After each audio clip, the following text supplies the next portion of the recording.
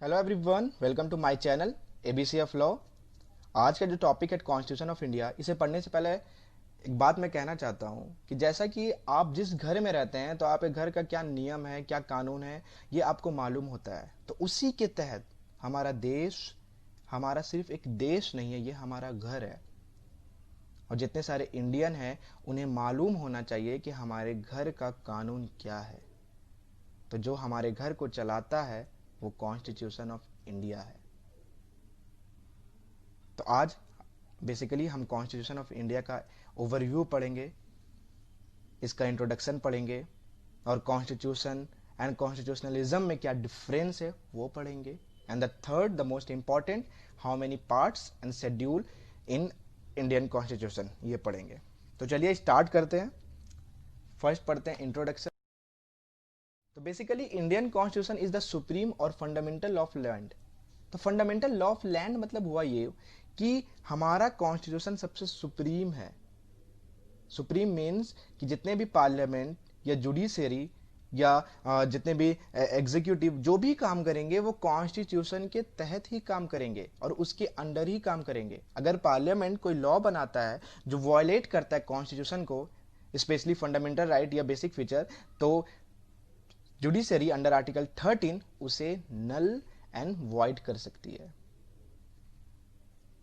And second, Indian constitution is the written as well as the lengthiest constitution in the world.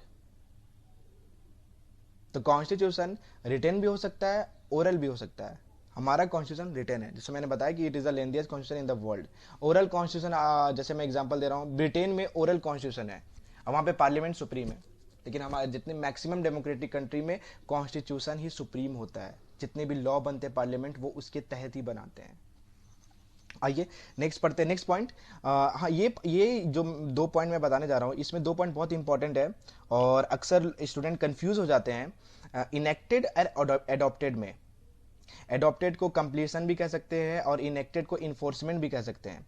तो ये याद रखिएगा, हमारा constitution complete या एडॉप्ट हुआ था 26 नवंबर 1949, बट हमारा कॉन्स्टिट्यूशन इनैक्ट हुआ था 26 जनवरी 1950।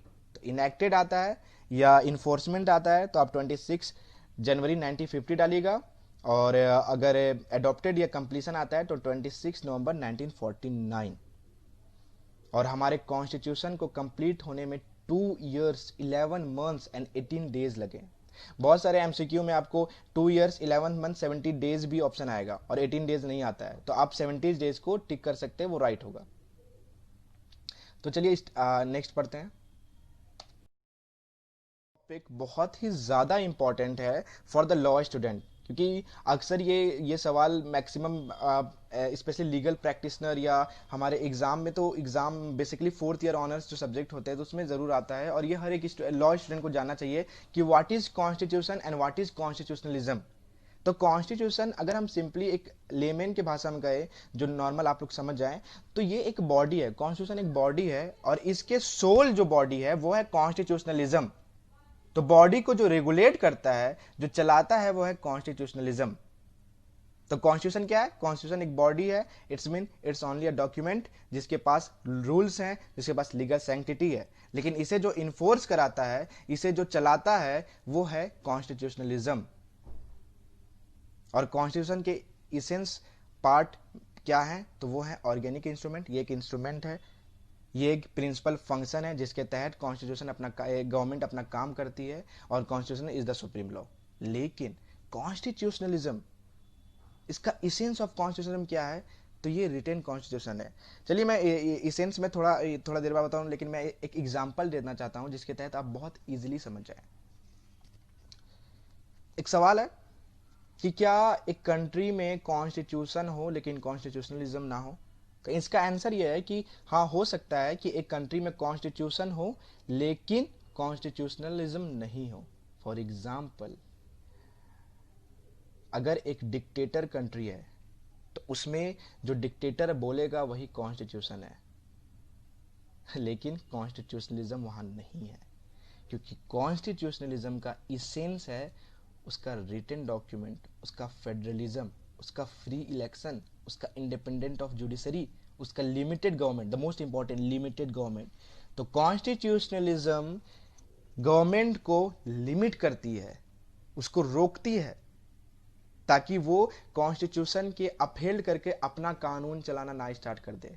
तो डिक्टेटरशिप में जो डिक्टेटर बोलता है वो कॉन्स्टिट्यूशन होता है, लेकिन वहां कॉन्स्टिट्यूशनलिज्म नहीं होता। लेकिन हमारे देश में कॉन्स्टिट्यूशन भी है, कॉन्स्टिट्यूशनलिज्म है, क्योंकि limited government is the basic feature of Indian constitution. और मैंने इससे पहले, अगर आपको देखना है कि what are the basic feature of Indian constitution, तो आप मेरे प्रीवियस वीडियो में जा सकते हैं, वहां पे दिया हुआ है कि what are the basic feature.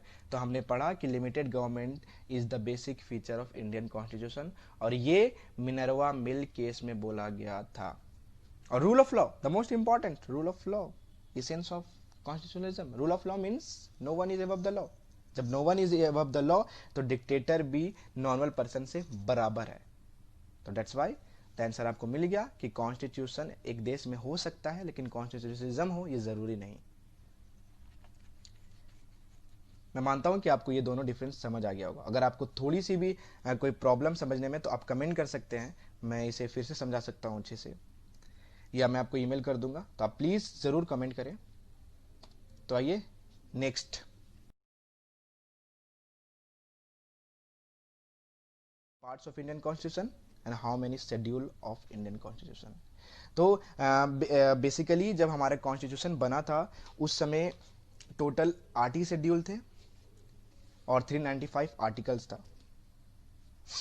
तो प्रेजेंटली हमारे जो पार्ट्स हैं इंडियन कॉन्स्टिट्यूशन के, वो है 25 पार्ट्स। 22 नॉर्मली पार्ट्स है, और 3 जो पार्ट्स है वो 9A 9B और कौन सा, और 9A 9B और एक और है। तो वो तीन तीन मिलाकर 25 पार्ट्स हो जाते हैं। और टोटल आर्टिकल प्रेजेंटली 448 आर्टिकल थे, पहले ये 395 आर्टिकल थे और 22 पार्ट्स थे। तो अगर अभी कोई सवाल आता है कि how many parts of Indian constitution, अगर वहाँ पे 25 पार्ट 48 आर्टिकल दिया हुआ है, तो आप उसे टिक करें, वरना आप 395 आर्टिकल और 395 आर्टिकल्स एंड 22 पार्ट्स अब कर सकते हैं। आज मैंने आप पार्ट्स में मात्र 5 ही पार्ट्स पढ़ाया है, क्योंकि मैं 5 पार्ट्स को थोड़ा ओवरव्यू देना चाहता हूँ, तो इसमें टाइम लग जाएगा। तो मैं आपको सिर्फ आज 5 पार्ट्स पढ़ाऊंगा, बाकी के नेक्स्ट वीडियो में बना दूंगा। और टोटल शेड्यूल है हमारे 12 शेड्यूल। तो आपको मालूम होना चाहिए कि पार्ट्स और शेड्यूल और आर्टिकल ये नॉर्मल हर इंसान को मालूम होना चाहिए। तो presently there are 25 parts for 48 article approx and 12 schedule. तो ये स्टार्ट करते हैं पार्ट्स। तो the first part is the union and its territory. तो हम इसे पढ़ेंगे, दैट इज हमारा article 1, India that is Bharat. जो अभी जाकर अभी एक केस भी आया जिसमें हमारे इंडिया नाम को चेंज करके भारत बोला जा रहा है। तो देखिए सुप्रीम कोर्ट जजमेंट क्या आता है। तो the first part is union and territory. Article 1 to 4, मैं जो ये राइट साइड में लिखा हूं, तो ये आर्टिकल है। इस पार्ट्स में कितने सारे आर्टिकल है वो ये मैं राइट साइड में दे रहा हूँ, आप लिख सकते हैं इसे, या आप इसके स्क्रीनशॉट या फोटो भी ले सकते हैं। तो द यूनियन एंड टेरिटरी में हम पढ़ेंगे कि हमारे कंट्री में क्या क्या यूनियन है, क्या क्या टेरिटरी है, और कौन कौन टेरिटरी को डिफाइन कर सकता है, कौन कौन टेरिटरी को पार्लियामेंट ऑक्युपाइड कर सकता है, और अल्ट्रेशन कैसे हो सकता है, ये सब हम पढ़ेंगे यूनियन एंड टेरिटरी को। और यूनियन एंड टेरिटरी का जो अल्ट्रेकेशन होगा या कुछ भी होता है, तो इसके जस्ट राइट साइड में हमारा फर्स्ट शेड्यूल है। फर्स्ट शेड्यूल में हम पढ़ेंगे territorial demarcation of state and union. तो कुछ भी अगर यूनियन टेरिटरी में कोई प्रॉब्लम, कुछ भी पार्लियामेंट चेंज करता है या अमेंड करते हैं, तो उसका तुरंत जो प्रोविज़न होगा वो फर्स्ट शेड्यूल में आ जाएगा। जैसे फॉर एग्जांपल अभी जो कश्मीर और लद्दाख को अलग कर दिया गया, कश्मीर को एक स्टेट, कश्मीर को एक यूनियन टेरिटरी बोलकर और लद्दाख को एक अलग यूनियन टेरिटरी बोलकर, वहाँ दोनों को अलग अलग यूनियन टेरिटरी कर दिया गया है। तो उसका जो प्रोविज़न होगा वो ये first territorial demarcation of state and union territory में दिया हुआ होगा। सेकेंड पढ़ेंगे सिटीजनशिप, बहुत इंपॉर्टेंट। आर्टिकल 5 से लेकर 11 तक डील करेगा सिटीजनशिप। और आर्टिकल 11 ही सिटीजनशिप अमेंडमेंट एक्ट को, पार्लियामेंट ने जो सिटीजनशिप अमेंडमेंट एक्ट बनाया था वो आर्टिकल 11 के तहत ही बनाया था। नेक्स्ट पढ़ेंगे सिटीजनशिप में पढ़ेंगे कि जब हमारा देश डिवाइड हुआ था, इंडिया और पाकिस्तान बना था, उस समय कौन कौन सिटीजन था, कौन कौन सिटीजनशिप होगा, कैसे क्या होगा, तो वो टोटल हम इसमें पढ़ेंगे सिटीजनशिप। और अभी भी सिटीजनशिप का क्या क्या कानून है वो सब हम इसमें पढ़ेंगे। और सिटीजनशिप का जो मेन प्रोविज़न डीपली जो है वो सिटीजनशिप अमेंडमेंट एक्ट में दिया हुआ है। और उसके बाद पढ़ेंगे fundamental right, the most important fundamental right. Fundamental article 12 से 35 में दिया हुआ है कि कौन कौन सा हमारा मौलिक अधिकार है। आर्टिकल 12 स्टेट दिया हुआ, आर्टिकल 13 जुडिशियल रिव्यू की बात करता है, 14 इक्वालिटी का बात करता है, 15 क्या बोलते हैं discrimination on the basis of caste religion, ये पढ़ेंगे। फिर आर्टिकल 16 पढ़ेंगे reservation, article 17 abolition of untouchability sorry, और आर्टिकल 18 पढ़ेंगे abolition of title, article 19 right to freedom, article 20 21 22 23 25 तम 35 तक हम फंडामेंटल राइट है और इसे पढ़ेंगे जो आगे जाकर DPSP directive principle of state policy, ये आर्टिकल 36 से 51 तक है। Excuse me. डीपीएसपी में हम पढ़ेंगे, डीपीएसपी बेसिकली गवर्नमेंट कोई भी लॉ बनाएगी तो वो डीपीएसपी को देखकर ही बनाना चाहिए, ये हमारा आर्टिकल में दिया हुआ है। और याद रखिएगा fundamental right is justiciable, DPSP is not justiciable. उसका फंडामेंटल ड्यूटीज जो 42nd अमेंडमेंट 1976 के साथ ऐड हुआ था। आइए हम शेड्यूल पढ़ते हैं। प्रेजेंटली इट हैज 12 शेड्यूल और फर्स्ट शेड्यूल में है territorial demarcation of states and union. Second में हम पढ़ेंगे कि provision related to governor allowances क्या दिया जाता है, प्रिविलेज क्या है स्पीकर का, और याद रखिएगा शेड्यूल 2 में कैग भी आता है। और थर्ड शेड्यूल में हम पढ़ेंगे फॉर्म्स ऑफ ओथ्स और एफर्मेशन।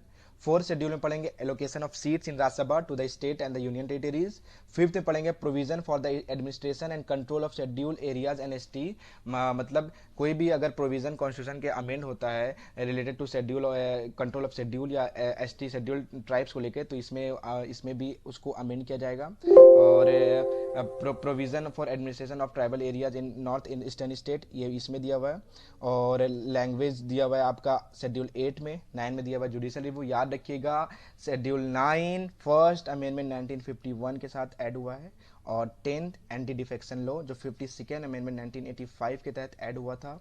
और प्रोविजन फॉर पंचायत इस 73rd अमेंडमेंट 1993 को ऐड हुआ था। और provision for urban local self government जिसे म्यूनिसिपैलिटी भी कहते हैं, ये 12 शेड्यूल में दिया हुआ है, ये 74th अमेंडमेंट 1993 को ऐड किया गया है। तो आज के लिए इतना ही काफ़ी है। और आई कॉन्स्टिट्यूशन